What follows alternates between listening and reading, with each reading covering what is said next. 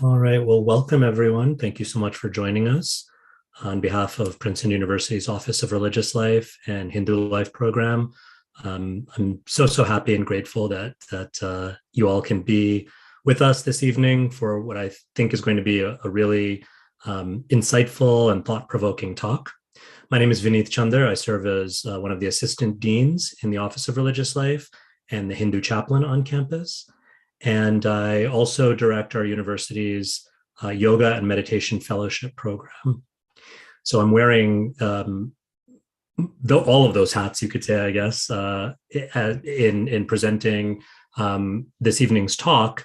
And I think that's appropriate because as we'll see in just a few minutes, this evening's talk really takes us to the intersection of a lot of these worlds and identities.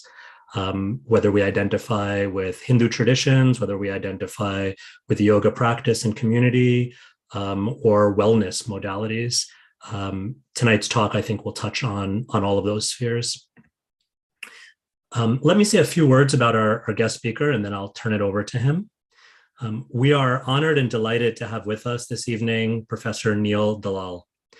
Dr. Dalal is Associate Professor of South Asian Philosophy and Religious Thought and the Director of Religious Studies at the University of Alberta, where he teaches in both the Philosophy Department and the Religious Studies program. He received his PhD in Asian Cultures and Languages from the University of Texas at Austin, where he specialized in Sanskrit and Indian philosophy, and an MA in East-West Psychology from the California Institute of Integral Studies. Dr. Dalal's research interests explore philosophy of mind, metaphysics, contemplative psychologies, and meditation practices found in classical South Asian yoga systems. He grounds this research in classical Sanskrit texts and commentaries, as well as their living traditions. He is the co-director of Gurukulam, which was produced by the Orchard and Sony Pictures, and is a sensory ethnographic study of a contemporary Advaita Vedanta community. In addition, Dr. Dalal is co-editor of Asian Perspectives on Animal Ethics, published by Routledge Press, and he has published articles in venues such as the Journal of the American Academy of Religion, the AAR, the Journal of Indian Philosophy, and the Journal of Hindu Studies. In addition to his role as a scholar in the academe, Dr. Dalal is also a teacher within the traditional lineage of Sripad Shankaracharya's Advaita Vedanta. He spent several years living a monastic lifestyle in India while studying under the direct guidance of the renowned Advaita Vedantin, Swami Dayanand Saraswati, who, in the custom of that lineage, gave him formal permission to teach in 2002. Apropos of tonight's talk, he also teaches yoga philosophy in a number of settings and on the online yoga studies platform, Embodied Philosophy. And he offers his own weekly online classes on the Bhagavad-Gītā through the lens of the traditional Advaita perspective. Dr. Dalal will present for about 45 minutes, and then we hope to hold some space for comments and Q&A. And in the interest of streamlining things and being mindful of the time, we ask that you please just send your questions and comments ahead of time in the chat box, and you can chat them directly to me, and I'll try my best to curate the Q&A session at the end. A couple of housekeeping notes. We ask that you make sure that you remain muted at all times. We want to cut down on any distractions to Dr. Dalal's presentation. And we invite you to keep your cameras on or off as you feel most comfortable. Also, Dr. Dalal will be sharing his screen and sharing a PowerPoint presentation with us. And he asked me to just remind you that, if you'd like to, please feel free to adjust your settings on Zoom if you'd like to enlarge or, make the screen smaller, because sometimes when we have these PowerPoint presentations, it's nice to see the presenter a little bit bigger than the kind of default small window. In any case, we are just so happy to have Dr. Dalal with us. And although we know that you will remain muted out, at least within our own respective spaces, let's go ahead and give Dr. Neil Dalal a very warm Princeton University welcome. Well, thank you, Vineet, for that kind introduction. And thank you all for joining. I'm really happy to be here and excited to share some of my thoughts on this topic.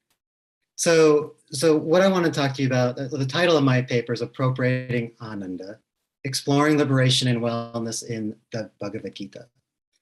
And as my title suggests, there are two big issues coming up here. One is on appropriation, and then one is what is Ananda, which is translated as happiness or bliss or fullness. We have many different ways of approaching it. As I was thinking of what I would talk about today, I actually had almost like two whole different papers in mind. And I don't have time to cover everything because there's so much involved in these topics. So in terms of what is Ananda in the Gita is a huge topic itself. And then the complexities of appropriation is also a big topic. But let me say, I come to the table with some different perspectives. So first of all, just in terms of my own positionality, I'm a scholar of Indian religions and philosophy. I'm also a practitioner and teacher within the Advaita lineage. And I was born and raised in a Hindu family in the US. I was born in Boston, raised in the suburbs outside of Boston. So I grew up in that context in a traditional Hindu home. At the same time, and we had our network of the Indian community in the suburbs, but at the same time, I grew up very isolated in my town itself, in my public school. You know, there's just a handful of other Indian kids. And then as I grew older, I was involved in spiritual practices from different traditions. So I have one foot in the door of modern yoga and modern spirituality and modern wellness. It wasn't until I really started to study traditionally, this is in the mid-late 90s, that I began, traditional Advaita, that I began to see the distinctions between what I was studying traditionally and what I had been exposed to in sort of current spiritual practices. And this was really eye-opening to me that I hadn't recognized, detangled these sort of different goals and different practices. So this is something I had been thinking about for a long time. And now I'm coming at this in two different directions because on the one hand, I approach the issue of appropriation from a very critical perspective. And I've been doing work exploring appropriation and thinking about, why is it actually problematic? There are several debates in the field and even more so in public discourse. There's not a lot of academic work on appropriation, at least in yoga studies. So exploring what is appropriation, why is it problematic, how do we distinguish harmful versus non-harmful appropriation, what are the counter arguments against appropriation and how do we respond? So these are some things I've been thinking about more in this sort of very critical perspective and a bit of an activist perspective as well of, how do we move forward? But then I'm also coming to this discussion from a more kind of constructive way of thinking about collaboration and what are the opportunities in moving forward. And one thing I want to point out here today, and I'll come back to this, is that in a way those two come together, especially in thinking about the Hindu diaspora themselves. Just by the way, one issue with the whole discourse right now is that appropriation is almost always, the discussion is almost always targeted to the people who are potentially complicit with appropriation. But there's very little discussion in terms of the people who are the subjects of appropriation, right? The root cultures in the diaspora community in this case. So one of the things that we can do, speaking as someone self-identifying as Hindu, one of the things that Hindus can do is come back to our traditions and understand them within their own context. Right, so I'll come back to this, but this is one point I just want to bring up in the beginning. So just to give you a little quick anecdote, where did this start for me more recently was, it's like 8 or 9 years ago, a local yoga teacher contacted me here. I'm in Edmonton in Alberta, Canada. Contacted me to come and give a guest lecture to her yoga teacher training group. And I went, and short story is that I gave a talk on Sanskrit history, and then led a workshop in teaching them how to pronounce Sanskrit alphabet, and then getting to basic yoga terms, right? So my intention there was, these people are going to be future yoga teachers. They should at least be able to pronounce basic terms properly, right? So instead of saying asana, they should say asana, right? Basic stuff. And so we went to this workshop, and towards the end of the workshop, the students then made a request. They asked me to teach them the Gayatri Mantra. And in that moment, I refused. I said that I don't feel comfortable doing that. And I could see that they were very disconcerted, right? They were very disappointed. And I think for many of them, maybe this was also the first time that someone had said to them that they cannot do something spiritual, right? Or that there was some obstacle in that sense. And so seeing their expressions, I started to explain, well, I don't have the ritual jurisdiction. I don't feel like I have the jurisdiction to be giving that mantra. In that the Gayatri Mantra is traditionally given in a particular ritual context, like the sacred thread ceremony, Upanayanam. It's not generally said out loud. It's whispered in the ear of the disciple, or the one going through the initiation. And I also brought up the question of, what would a traditionalist think, or an Orthodox Hindu person think? How would they feel if people are pronouncing this mantra incorrectly? Pronunciation-wise, in terms of meter, in terms of tone, right? Because this is a Vedic mantra, right? So there's a lot of rules and regulations around the recitation. Even where do you breathe? All these things come up. And so they accepted what I said, and we moved on, and I thought that was the end of it. But a few weeks later, the yoga teacher contacted me by email and revealed to me that, unbeknownst to me, the primary spiritual practice of this group, they're not just doing physical posture, they're spiritually inclined. The primary spiritual practice was chanting Gayatri. I had no idea. And the day after my workshop, half the students came in and refused to chant. Right? So in her mind, the teacher's mind, this created a big uproar, right? A kind of a chaotic situation, a disruption to her teaching. And in our conversation, it took her a few days or a couple of weeks, and she eventually got them back all on board, and they all started chanting again. So in our email discussion, I expressed, the fact that I didn't know this was the issue. Maybe I would have handled it differently, but also that this was a great teaching moment. That this was a moment. Now, this is 8 years ago, remember. So the discourse on appropriation was just starting, and people in yoga world were not really talking about it. But in the conversation, basically, we didn't see eye to eye. She didn't think there was any appropriation in this case, or any possibility of appropriation of this mantra.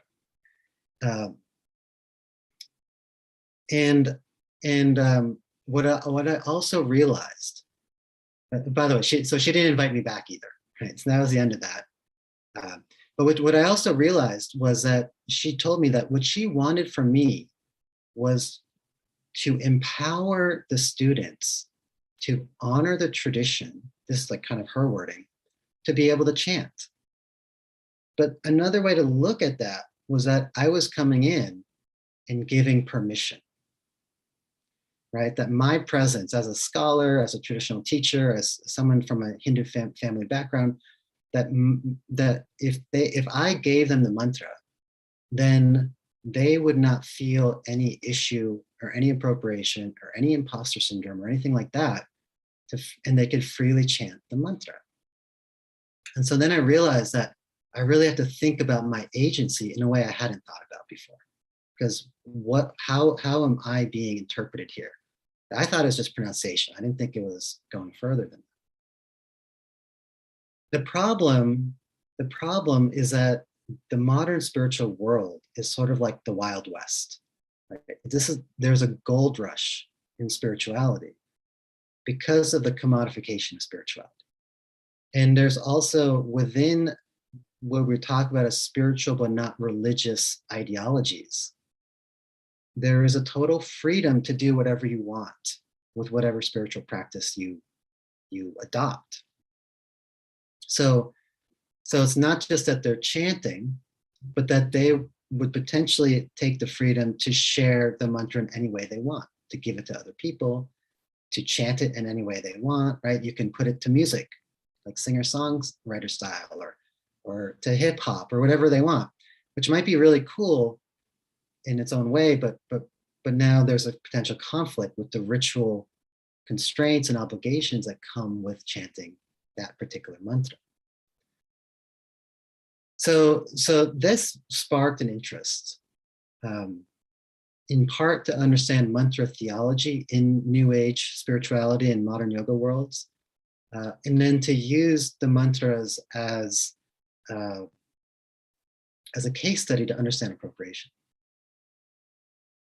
So now, so what does this have to do with happiness? Well, when we start thinking about happiness, or when we start thinking, I'll come back to like defining appropriation in a moment, but when we think about appropriation, there's many kinds of appropriation we can talk about, and many different kinds of what we could technically call cultural artifacts. Like what kind of artifacts, what kind of cultural products are being appropriated? And there are very kind of coarse forms on a spectrum to very subtle forms of appropriation. And I think when we're getting into happiness, now we're getting to more subtle kinds of appropriation. And also some conflicts because of the utilitarian aspects of happiness. Right? Everyone wants happiness. And it's hard to deny happiness in terms of saying you cannot adopt something in the way you want. So now we start getting into some complications. So this raises questions of what is appropriation and what is happiness. So let me turn to appropriation for a bit, and I'm going to share a screen here. And this is just a very simple PowerPoint, nothing fancy, because I don't know how to do fancy PowerPoints. But to define appropriation here, and this is not necessarily my definition, it's sort of like the broader definition I'm taking out of what we see in the public discourse. So the phrase cultural appropriation primarily denotes issues of ownership, property rights, and economic exploitation. It refers to practices, symbols, rituals, knowledge, and other such artifacts that are taken from a root culture by members of another culture without permission. So two primary things here. One is ownership. That's really what most people are talking about with appropriation. It's always tying back to a sense of ownership. And then there's this issue of permission. And then lastly, this is potentially a form of exploitation akin to theft, particularly when such artifacts are sold for profit, right? So ownership and theft and then permission or non-permission come in very quickly. So now cultural appropriation of what? Well, first, we make a broad distinction. We can make a broad distinction between tangible and intangible artifacts. Right? So tangible artifacts are things like material remains. For example, human remains from a burial ground, right? So that have been taken by a museum or something like that. And then we have intangible artifacts. So intangible artifacts are these things like religious cultural beliefs and practices and rituals, ceremonies, dress, sacred regalia, worldviews, stories and sacred narratives, mythologies, different arts, knowledge systems, all of these sorts of things, right? So one of the problems right off the bat, at least from a legal perspective, is that there is no, in both the US and in Canada, there's no legal precedent for ownership of intangible cultural artifacts when they are communally owned, right? So intangible artifacts, let's say like a story, are not subject to things like patents unless they're owned by an individual or a company.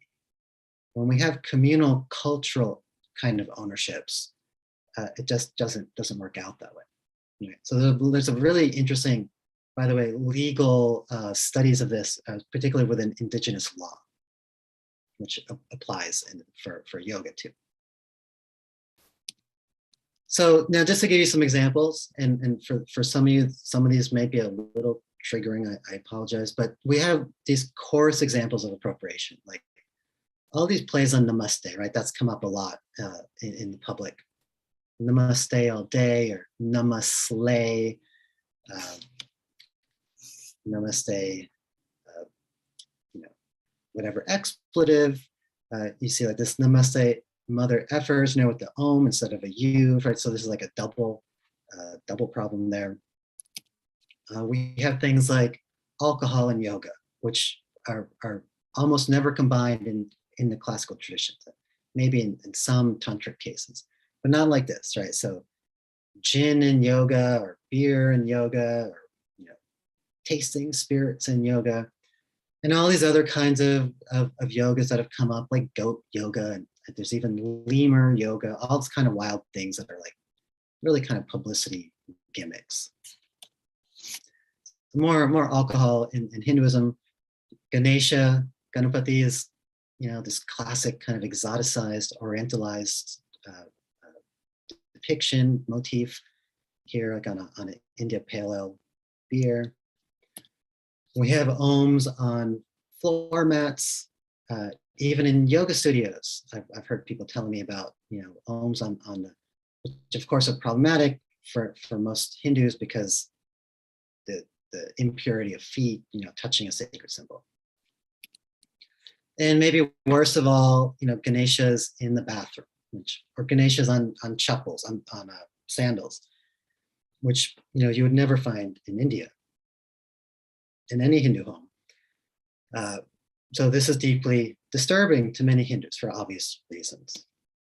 Or here, Shaiva symbols on clothing, Lululemon here. It's really also interesting here that you have someone who presents as South Asian in the middle, right? So what is Lululemon trying to do here? Like, is this kind of giving a kind of permission, or saying it's okay because you have someone who looks Indian in there? Right? So all these sort of questions come up. It's really interesting to look at just the imagery itself.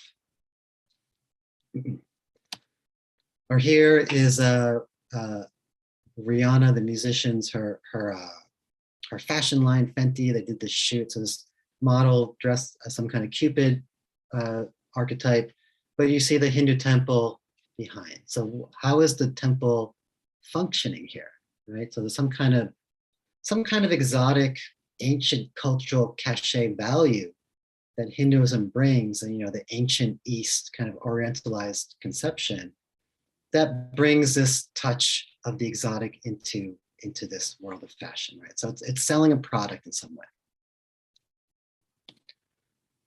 Or we see these examples of people dressing up as Hindu deities, or in Indian clothing, or you see various combinations of, bindis or indigenous kind of facial markings, headdresses, all these sorts of things that, like, particularly at like outdoor music festivals, for example. I think this is the middle one is probably Coachella. So we see these kinds of gross, coarse kinds of appropriation, and it's very easy to focus in on those. They're kind of the low-hanging fruit that we tend to focus on. So what are some of these issues? We have theft, ownership, intellectual property right issues, the facile adoption of other cultures, especially when we talk about like dressing up as the other, or kind of embodying the other, like dressing up as a deity, or wearing a different culture's clothing out of context. Then is there stereotyping or eroticizing? Is there kind of dehumanization, or is it maybe not intentional, but some kind of mocking taking place?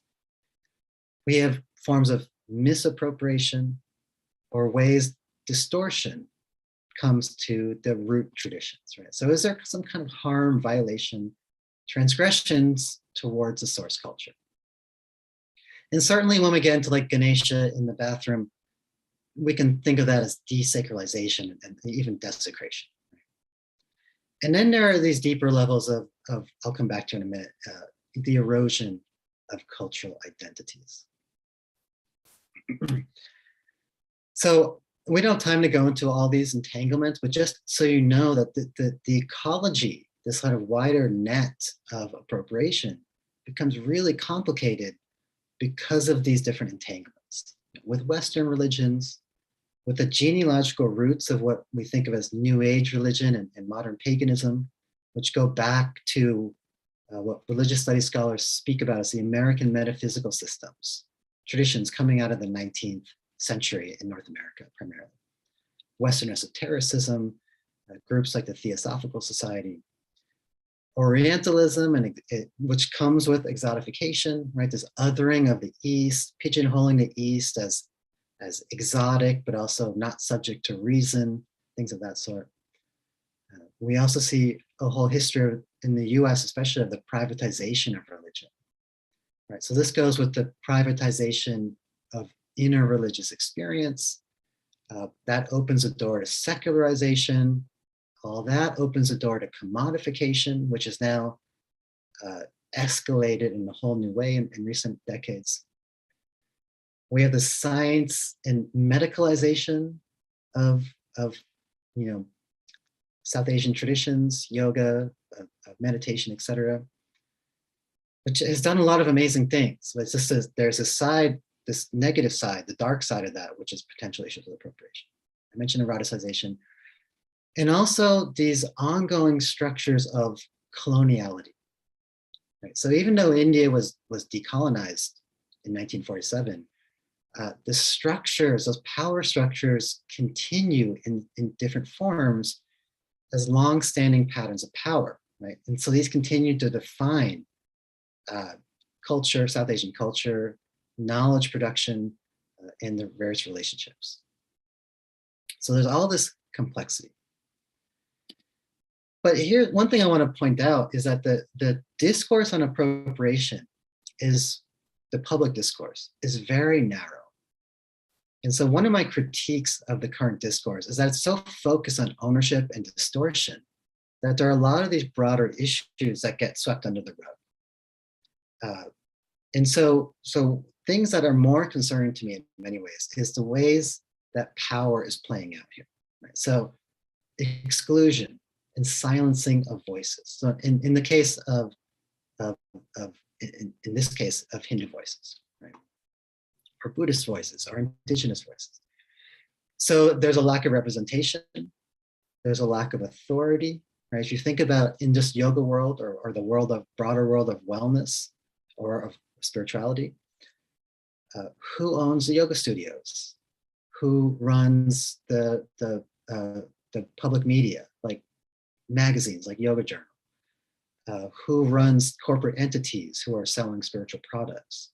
So forth and so on. And so we find very few South Asians in these positions. Right? So there's a lack of authority. So these are all kind of power dynamics.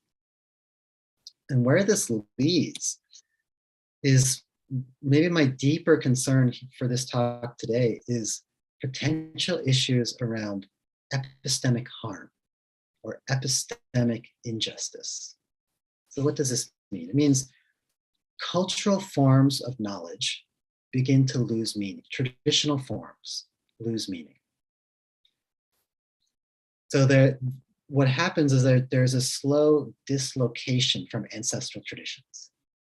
And in the context of Hinduism and yoga, this is very complicated because it has a long history going back over a century of movement of knowledge and ideas going back and forth between Europe and North America with South Asia.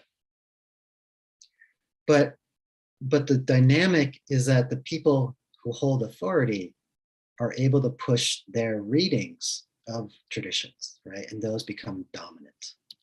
Right? So this ends up potentially, or to some degree, displacing practices, tradition, and cultural forms. Right? So we can think of this as the imposition of a foreign episteme, a foreign kind of knowledge system onto the traditional ones. That's not necessarily all bad. There's positive aspects. There's certain evolutions, innovations that might be good, but then there may be things that are lost, right? So we have to start parsing out and understanding the history of this. right? Because then whatever root culture may begin to assimilate those foreign knowledge systems. This leads to erasure, loss of cultural identity, loss of traditional knowledge practices, right? So this is really what I find potentially more concerning, though we have to look, really be sensitive to each context. We can't just make blanket statements like this, but we have to actually look then deeply into each tradition or different practices. So where this goes, coming back to, well, what role does the Hindu diaspora have here? I think one of the things beyond engaging in critique and that kind of activism, which itself is a big discussion, because I think there are positive ways of doing that, and there's maybe harmful ways of doing that, and there's or constructive ways of doing that. But another angle is, what does it mean then to decolonize the Hindu community in diaspora specifically? So there's many aspects of decolonization applied here. But one primary thing I would say, what I want to focus today on, is the idea of recentering epistemologies, right? Recentering in our own worldviews, the knowledge systems and of the tradition. And that also includes then bringing up the voices of in this case, the South Asian, Indian, Hindu, etc. voices into the modern worlds of yoga. Yoga, specifically, spirituality more broadly, and the wellness industry is sort of the wellness industry is a bit of a separate world itself. So this means reframing our own subjectivities, right? This means there's a deep degree of introspection that we need to engage in ourselves. And that includes then deconditioning ourselves from internalized oppression, right? And different roles we've taken on, different ideologies, different subjectivities. Right? So this is not just a process for the people who are supposedly complicit in appropriation, even if they're sincere practitioners, but also for those who are the colonized. So today, regarding happiness, this means stepping back into our text, into our traditions, and into the living lineages that still continue today to better understand happiness. Right? So today we're really focusing on the Bhagavad-Gīta. So the question then is, well, how do we differentiate modern goals and conceptions of happiness from traditional yogic frameworks, such as what we find in the Gita? Here, let me just give you another anecdote here. One of the reasons why I've been thinking about this recently is I've been working with a group of yoga therapists this year. And it's been a really interesting contrast with teaching different yoga teacher training programs. Because the yoga therapist group I'm working with, I think all of them are very mature students, right? They're at least 40 years old, if not much older.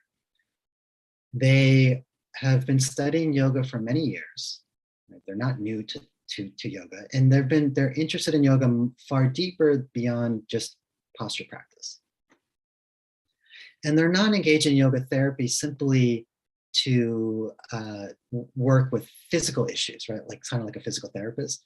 They're engaging yoga therapy more so with people like cancer patients or people with terminal illnesses. So kind of taking on a chaplaincy kind of role, or working with incarcerated prisoners. And so these different communities and taking more of trying to take on yoga in more therapeutic aspects. And so they invited me. They're also very sensitive to cultural appropriation. They're open to that issue. So they invited me in part because they know of my work on this field, and also that I specialize in the Yoga Sutras, to come and teach them. And it was really fascinating and eye-opening for me in discussing with them. And it took a few sessions to even figure this out. That despite some of them have studied the Yoga Sutras for quite a while, but they're so conditioned by how they frame happiness, and wellness, that they were only looking at the text from the implicit bias of their conditioning. Right? So they're looking for health and well. Actually, one of the things that came up just in the last session I had last month was they were looking at the Yoga Sutras through an Ayurvedic medical model, which is looking at, what are the symptoms? How do you diagnose an illness? What is the root of the illness? And then what is the solution and the prescription to get rid of the illness? And they were really thinking of the Yoga Sutras deep in that medical model. And so as I was reading the commentary, this is like the Vyasa Bhasha, the primary commentary on the Yoga Sutras, I found the sutra upon which that model came up. I didn't realize, I'd forgotten it was actually in the commentary. And in looking at the Sanskrit, I realized that this is purely an analogy. The medical model that Patanjali, we think Vyasa actually is Patanjali. It's an auto commentary now. This is a new agreement, somewhat consensus in the academic world. So Patanjali writing that was just making an analogy. He was illustrating, and he was pointing out then clearly that in this context, the Yoga Sutras is not a medical shastra, a text, but it is a moksha shastra, right? It is fully oriented towards how does one gain liberation. So in his mind, the symptoms are suffering. The root of that illness is not physical or even just emotional. It's epistemological. It's ignorance, right? There's something missing. There's knowledge. There's an error taking place. And so then that's diagnosis, and the solution is knowledge, right? In the way that he pursues knowledge. So anyways, this was really eye-opening, because I started to realize that people who are even looking into these traditional texts are reading them only based, even they're trying to be sincere, but they don't have the teaching tradition or the academic background or the Sanskrit background, or often not even knowing which translations to look at, etc. Because one of the problems in the modern spirituality is that traditional texts are interpreted any which way people want. Because there's an idea amongst many people that you can just use your intuition, right? So read a sutra, translated, and then just sit with your intuition and see what comes up. Meditate on it, see what ideas come up. Or in terms of more esoteric claims, people might talk about talking to their angels, or if they're shamanically oriented, like their spirit animal guides, who would then tell them the meanings of these texts. And so they're composing stuff like that. So it's all over the place. So even though they were sincere, even though they were well-read, they were struggling to really see what the text was saying. And they're situated in a field, right? So by the way, yoga therapy, somewhat similar to what we're seeing with the medicalization of meditation, it's deeply tied either into the wellness industry and clinical science, and that gets into who funds what and what can be commodified. What can be put on a meditation app like Calm or Muse or some of these other ones. And with the yoga therapists, it's what kind of clientele are they getting, and how is the industry going to work? So there's all these complicating factors. So I'll just stop this share for a moment. If we think about modern spirituality and wellness goals, getting late. We see, there's so many things we could think of, so many things coming up, but a lot of it comes down to the health industry, like, and spiritually, health and beauty become gauges of spiritual progress. There's the aesthetics of happiness, lifestyles of happiness, like yogini identities of if you think about the marketing of yoga imagery, like in Yoga Journal or on Instagram, like think about who you think about, right? A lot of this is selling spiritual bliss, but thought of in a particular way. So peak experiences and transcendent experiences and things like that. Positive thinking, self-affirmations. We also see a lot of relaxation and stress reduction and self-care, as well as things like productivity, right? Spiritual worlds, we also find things like the law of attraction. So how do I attract abundance in wealth and relationships and status? So we see these spiritual applications, we see therapeutic applications, we see utilitarian applications, like how do we use meditation for addiction, education, like attention deficit disorders, or pain management in hospital clinics, or business management for that matter, right? So all these things are coming up. And I'm not necessarily critical of these things, they may have their place, but what I'm critical of is when people start superimposing those onto the texts, like the Gita or the Yoga Sutras. And also when now what's happening is that instead of reading the text for itself, people are picking little pieces off, right? How do we instrumentalize this piece and then, sew it together into some kind of collage or bricolage and then sell it, right? So it's often coming to the market. It's not just personal interest. The problem now is that these are causing all these blind spots. To name a few, anti-intellectualism, right? Modern spiritual world is anti-intellectual. So, and the wellness industry sort of is too, not in terms of science, but in terms of philosophy. Right? So these texts are in a world of philosophy, of reasoning, critical thinking, and contemplative practices that employ reasoning. It also ignores anything that kind of sniffs of dogma, right? Whatever dogma is, right? So any ritual practices, ritual frameworks of being, or teachings that tie into ritual practices, which are deeply tied to the Gita itself. Where there's no Ishvara, no Bhagavan, no God, right? No relating to Ishvara, which is also now central to the Bhagavad-Gita. Meditation becomes stress reduction rather than phenomenological self-inquiry. All the traditional teaching methods that have been handed down generation to generation that are required to unfold the knowledge of the text are also then dismissed, right? That's also dogma. And oftentimes the texts themselves are dismissed or, as I said, reinterpreted. And what I find even more deeply problematic from the traditional perspective, at least from the Vedantic perspective, is that the wellness and spiritual worlds assume that the person who comes in, like the wounded person or the sad person, has to transform into the healthy person or the spiritual person. But that's not actually the view of the Gita itself, at least from an Advaita perspective.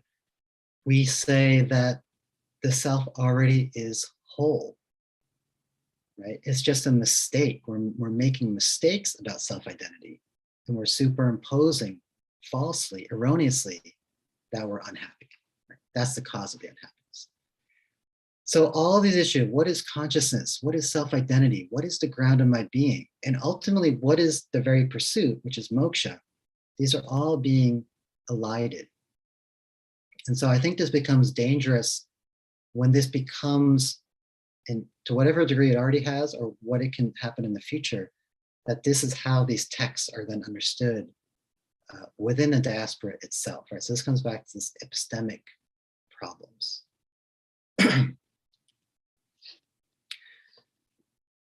So hopefully I can take, I know we started a little late, so if I can take 10 more minutes, is that okay, Vineet? Sure, yeah, please go ahead. So I just want to say a few things about let me just share the screen again here. So what is happiness in the Gita? Now this is of course a lifelong discussion, but a few points there. So first, to understand happiness in the Bhagavad-Gita, we need to understand what is sorrow, what is suffering, and why is it that we think experience happiness as away from us. Then we can talk about the nature of happiness. And then we have the methods, right? The path. And in the Gita, there's two paths. There's only two paths. Really, if you look at the text, people say 3, 4, 5, but there's only two, which is Karma Yoga, the yoga of action, and Jnana Yoga or Sankhya Yoga, the yoga of knowledge. So I'm not going to go into those paths and the practices and the knowledge, because that's a huge discussion. But let me say a few things about what is sorrow and what is happiness here. So the basic idea in the Gita is that we make an error about happiness. So, and it's a really elegant model. I'm just reducing it here. We can expand this, but we project our Ananda, our happiness, our wholeness, our well-being onto the world. Right? So this is the fundamental, the fundamental error is we don't understand ourselves, but this is what happens from that. So then we think, I need this object, X, XYZ, to be happy. Right? Whatever it is, object, situation, relationship, whatever. And upon attaining that object, I experience a sense of well-being, right? I have happiness, I feel complete. And when I'm happy, I feel at home with myself. I feel in harmony, right? This is the beauty of even a moment of happiness. Problem then, is that the experience is temporary. Right? So this is the problem.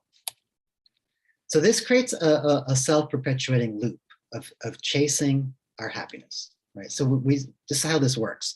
We see an object, like an advertisement, or you go to a friend's house and they have a television set that looks really cool, right? That perception introduces the object to our mind. This mind, what we talk about the manas as sort of the lower mind, the affective mind, creates a little fancy for the object. Right? And this is tying back to some subconscious experience, some memory. Right? We see lots of things that we don't get a desire for, but something catches us, right? So this is the sprout of desire, this fancy. Then in many cases, my mind will start to dwell on that desire, that object, right? And as I repeatedly dwell, it starts to fuel the desire. So that sprout starts to grow. And then that will fully flower into a fully fledged desire, right? So on one hand, we can talk about the flowering of the desire, but I'm also thinking of this as that sprout, that plant now, setting a taproot into my sense of being, right? Because now I start to think, how can I be happy without attaining this, right? This is what we call raga, right? the attachment. Or how can I be happy without getting rid of this, what Krishna talks about as dvesha, aversion. Right? So the real problem now is that my well-being, my happiness, becomes dependent on the attainment of the object. It's really important to sit and reflect on this, actually, and contemplatively bring it to mind as we start to introspect about the way we're being buffeted by our desires. Because then we also start to imagine how it would be if I get the object, how happy I'd be, or how cool I would look, or how my friends would congratulate me, or whatever it is. And we also think about the loss of non-attainment, the suffering of how if I don't get it. So this is attachment. Then what we talk about as the higher mind, the intellect, the higher order mind, makes the judgment, which is actually wrong, because overwhelmed by this desire that this object will make me happy. Then it makes the decision to fulfill the desire. Right? I'm going to pursue this object for my happiness, and now I need to act. Right? So I start thinking about how and duration, like how long is it going to take? All these things start coming up. And now we have two results. So first, we attain what we want. That's great. I get a state of Ananda, of happiness. But the problem is it's temporary. It's very fragile. Right? So when I get what I want, I savor that Ananda. It's very special. But then I'm also clinging to it because I know it's temporary. And the moment I'm clinging and trying to protect that Ananda, it's already dropped the level of happiness it's giving me, because now I have fear of losing it. And as we all know, that state of Ananda will slowly fade away. Right? I come back to a baseline. And now this sets a cycle, right? This is the loop. I just move to the next source of Ananda, the next object, and then the next and the next, right? This is samsara, right? Not just rebirth, but from a psychological perspective, this is samsara, right? This loop of running after Ananda. Because I feel so good when I get it. If I don't get the object, now there's a problem. Right? So this is where we have real issues. So this is what we talk about as thwarted desire. And when my desire is thwarted, I experience a loss of my well-being. And that's like a loss of myself because I'm tying myself to the well-being that's out there in the world. This thwarted desire turns to anger or something on the negative spectrum, frustration, all the way to potentially hatred. And this is all based on how deep my attachment is. And the depth of my attachment is based on how much happiness I'm projecting on the object. Right? So the greater the projection, the greater the attachment, the greater the hurt when I don't get it, which means the greater the anger, hatred, frustration, whatever is was coming out of that. So we have all these things coming up, pain, anger, suffering. And these affects that are in the affective mind, the lower mind, are now overwhelming my intellect, what we talk about as this higher order mind. Right? When the buddhi gets overwhelmed, it leads to cognitive deficits. Right? So when we lose executive control, executive function, can't make proper decisions, we have loss of memory, smriti nashaha, we have delusion, moha, we have different kinds of emotional and physical dysregulation, right? Like mood swings or whatever. And this all leads to an incapacity to be present with the world. Right? So we're always time traveling to past and future, thinking about our regrets of what we're complicit with. We're thinking about what we need to get to fill the hole of our unhappiness. And all this then causes a loss of dharma, a loss of morality. Right? We start to divide the world into allies and adversaries because our happiness depends upon getting what we want. We have an incapacity or a deep struggle to follow dharma. Right? This causes more pain, more neglect, more exhaustion, more guilt, more shame. And then our higher order mind, the buddhi, is thinking about action from the standpoint of that hurt affective mind. Right? So this leads to transgressions of dharma, hurtful intention, speech, and action. Right? So you can see this causation. The causation is really important because we have to understand that and then start to reflect and introspect on that in order to move towards happiness. So losing dharma is subsequent to losing our buddhi. And the end result is disorder, feeling lost, conflicted, etc. Right? Fear, anxiety, bitterness, resentment. So all these things that we're suffering from are coming out of this process. Less self-acceptance, more sorrow, more isolation. Right? So this is what the Gita talks about as a kind of self-destruction. So the solution in the according to Krishna is self-knowledge. It's not spiritual bliss as an experience. It's not physical wellness. It's not simply therapeutic wellness. It's something far deeper and far more profound, and something that's actually already present, right? So this is the key, that it's already present. So the one key point here is that I am the cause of my own sorrow, right? It's not the world, it's actually me. And that's kind of difficult because we want to blame the world. But the silver lining is if I am that cause, I can also be the solution.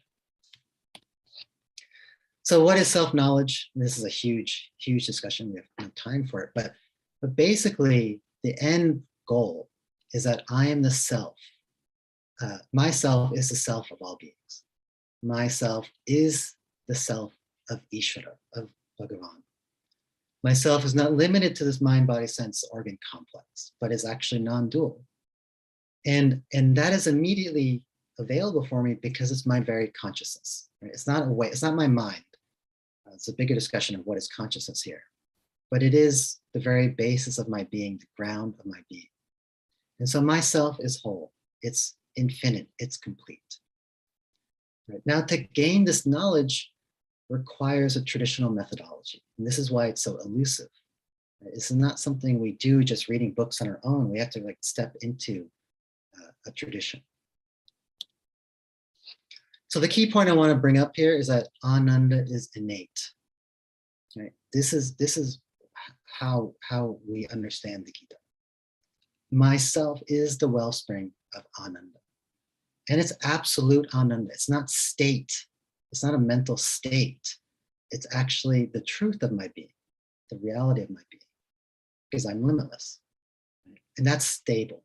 Right? So when we have this absolute wholeness, when we've come to a direct recognition of that, my mind, the buddhi and the manas together can rest knowing that, right? They're not lost in space, just floating around. They're resting on the very ground of their own being, knowing that there is this stability and this fullness. So just a couple more points here before I'll stop. So there's all sorts of positive terms. You start looking through the Bhagavad-Gita. I was just looking through the first few chapters. And you see terms like Ananda, obviously, Samatam, equanimity, Prasada, the Prasada manas, a tranquil, serene mind, Sukham, happiness, Shanti, peacefulness, serenity, tranquility, Santosha, contentedness, Atma Ratihi, reveling in the self, Nitya Triptaha, forever, always, happy, Atmani Atmana Tushtaha, right? Pleased in the self, by the self, not dependent on anything else. Nishta, having this stability.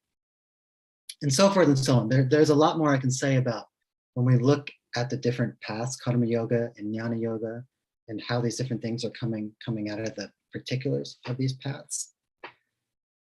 But let me just end on I have more to say on that, but let me end on what does it mean to move forward now? Because the question I have, and I don't really have answers, but maybe open this up for discussion, is what is collaboration then?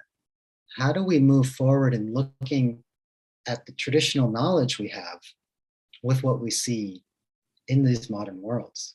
So what would collaboration look like?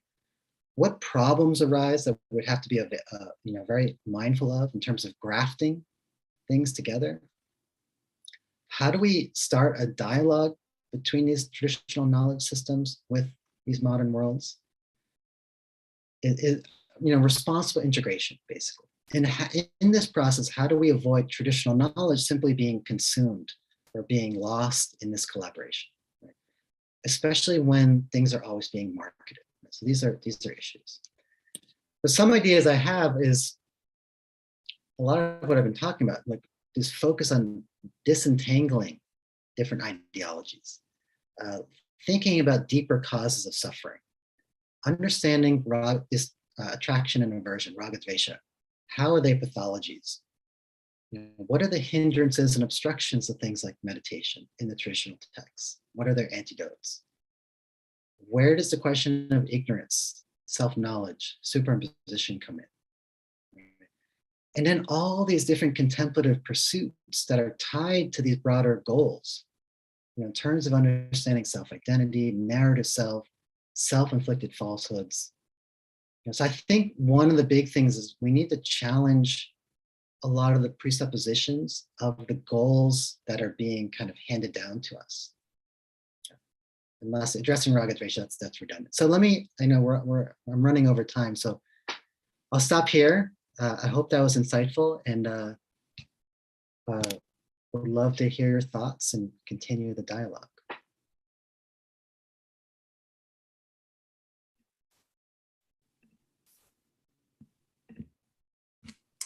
Thank you so much, Dr. Dalal, for a really thought-provoking and quite packed presentation. Really appreciate that. We've got a number of questions that came through, and a number of them are sort of anonymous.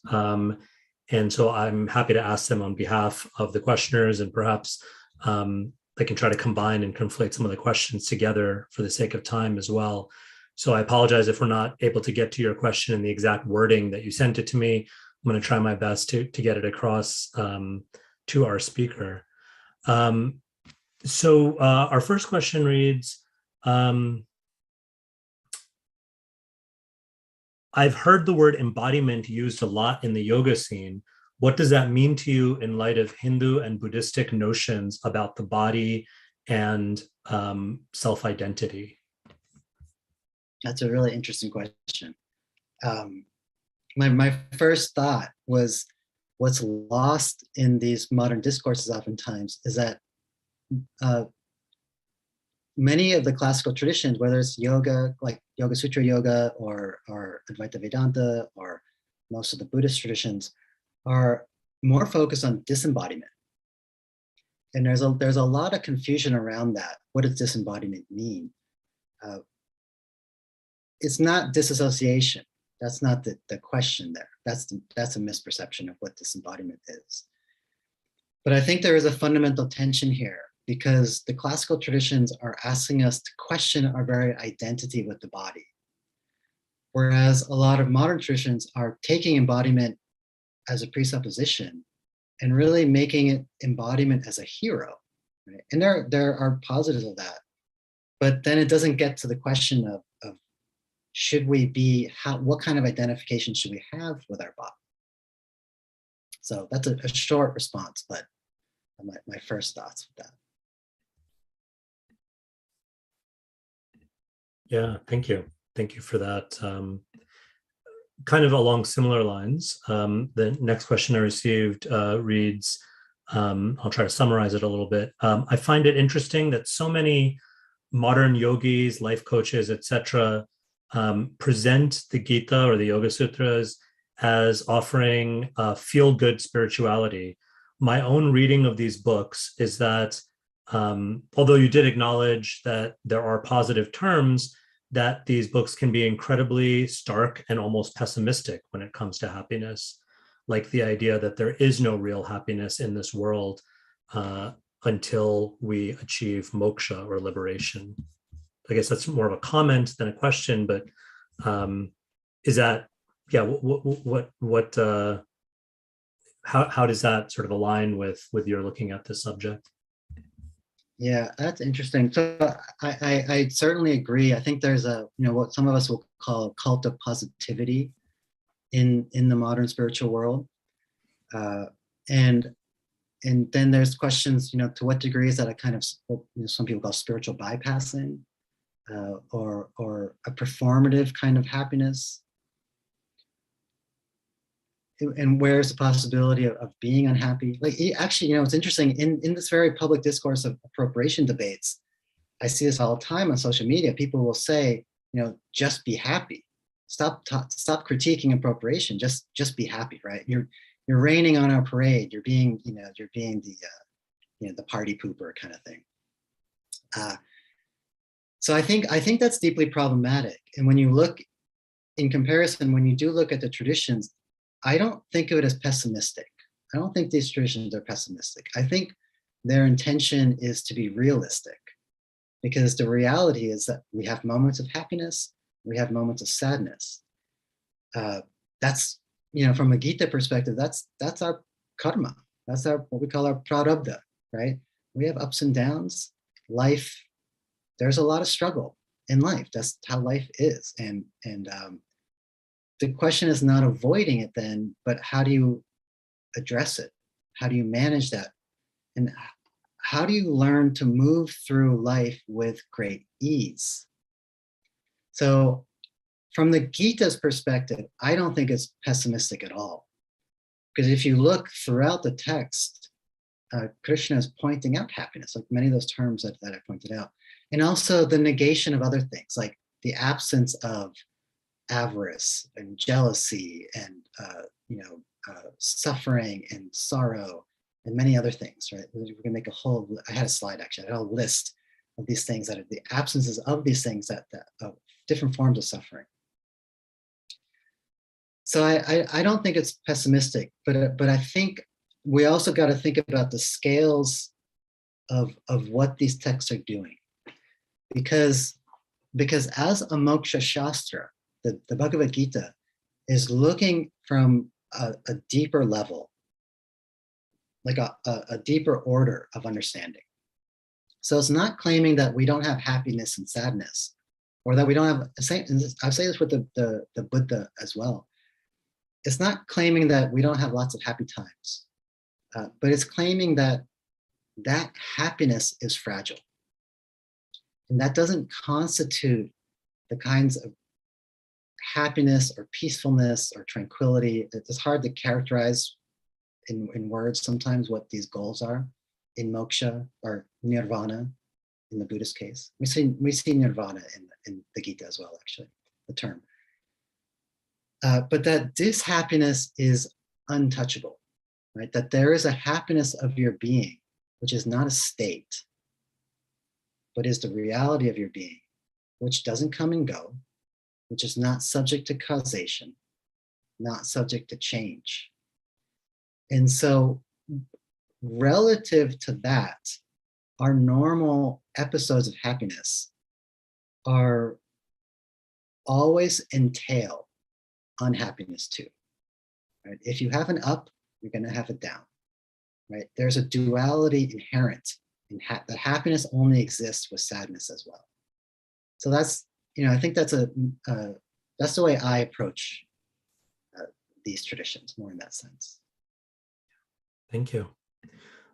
Switching gears a little bit, Mira asks a question around, and I'm going to combine this with someone else's question too, a question around the notion of ownership that you spoke of earlier, and particularly around something like, for instance, the Gayatri Mantra and the transmission of the Gayatri Mantra. How do you square that with the concept of non-attachment, which so much of Hindu tradition emphasizes and embodies? Is there a contradiction there? Is there an undermining of non-attachment when we, particularly those of South India or South Asian background, sort of lay claim to ownership over things like mantras and practices? That's an interesting angle. I never thought of that.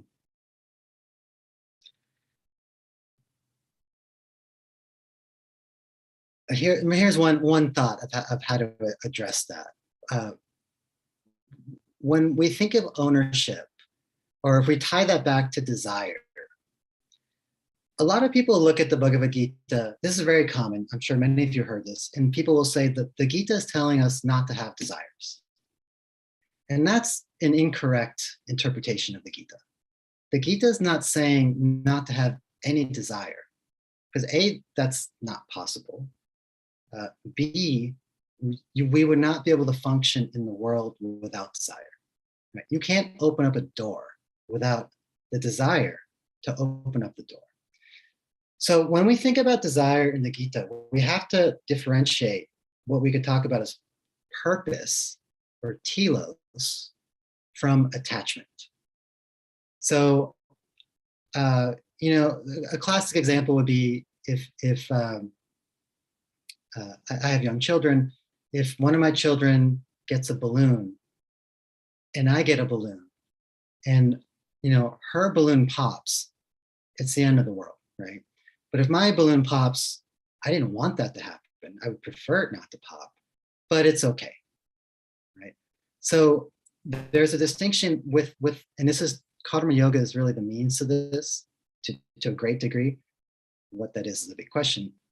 But I can have non-attached desires, or what we can talk about as non-binding preferences. So I can want something in the sense of, I think this is a good idea, but when I understand that my happiness is innate and I'm not projecting my happiness on that thing, then I don't need the world or the object or the situation to be in a certain way for me to be happy. But I can still work to do something.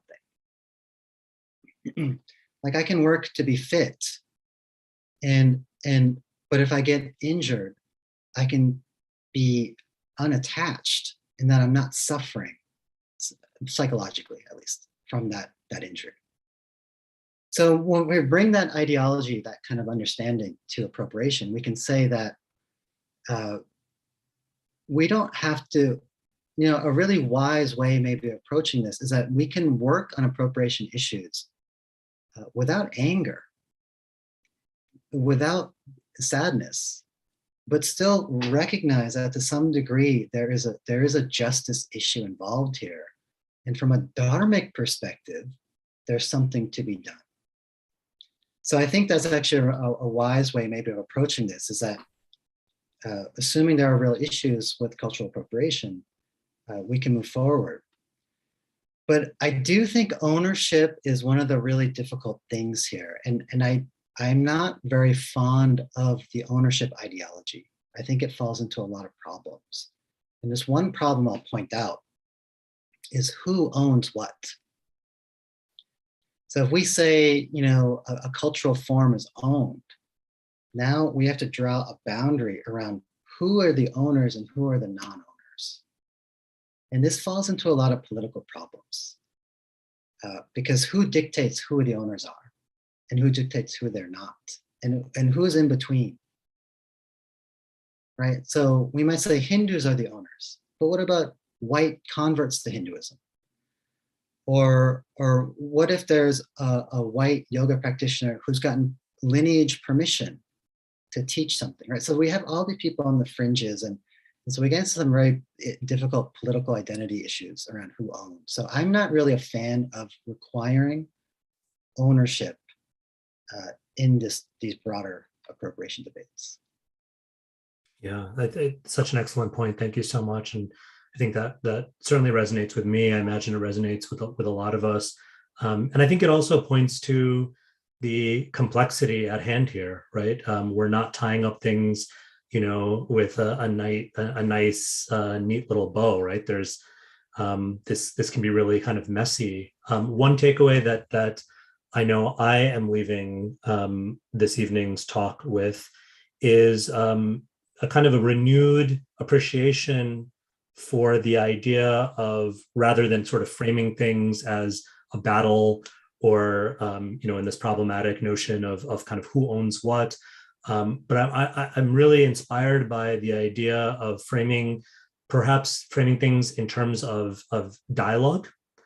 And even what happens when there's a dialogue between traditional frameworks, as the ones you're pointing out are articulated in texts like the Gita, with modern ideas around happiness, and being able to acknowledge when the two are in alignment, but also kind of naming and calling out when the two are actually in conflict or when there's a tension, rather than trying to sort of force fit or project one on the other. Yeah. So I'm really appreciative of that. I think I'm gonna have to think about it a little bit more and process. You've given us so much to think about, and we're really, really grateful. We hope to continue the conversation with you in the future as well. Yeah, me as well. Thank you so much. Thank you, Dr. Dalal, for spending time with us. Thank you, everyone, for joining us. We apologize if we didn't get to your question, and we apologize for going over time a little bit. But I know it was just such a rich conversation, rich discussion, and a rich presentation. So we didn't want to cut it short. Thank you all, thank you all, thank you all on behalf of the Hindu Life program at Princeton University and all of our partners and friends. We're so grateful for your participation. We hope you have a great night and weekend to come. And we look forward to hosting you at the next Hindu Life program event. Thanks, everyone.